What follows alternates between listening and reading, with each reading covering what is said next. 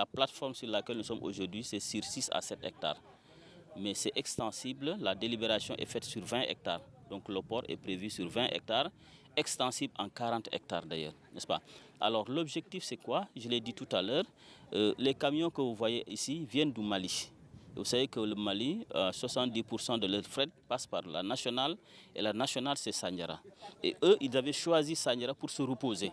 Mais malheureusement, ils se mettaient sur la nationale et là, il y avait un problème d'insécurité. Et quand le maire a vu ça, il s'est dit qu'il a eu l'idée de créer ce port sec-là. Parce qu'il l'a vu ailleurs, il s'est dit, ah, je vais saisir cette occasion pour créer à Sandiara ce qu'on appelle le port sec. Et au départ, je l'ai dit tout à l'heure, c'était avec les EMAS, mais aujourd'hui, c'est avec le port de Dakar pour régler définitivement le problème d'espace qui se pose au niveau du port de Dakar.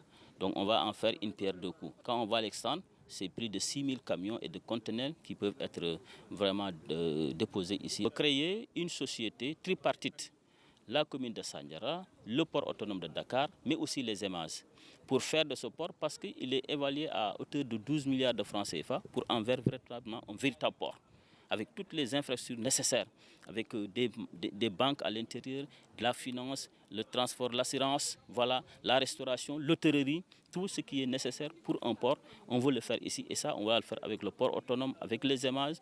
Donc c'est un financement qui va dépasser certainement les 12 milliards de francs CFA. Et ça, c'est imminent, parce que le port voudrait que d'ici l'hivernage, c'est-à-dire d'ici le mois de juin, mois de mai, alors que ce sera fini, ce sera opérationnel, au moins sur les 10 hectares.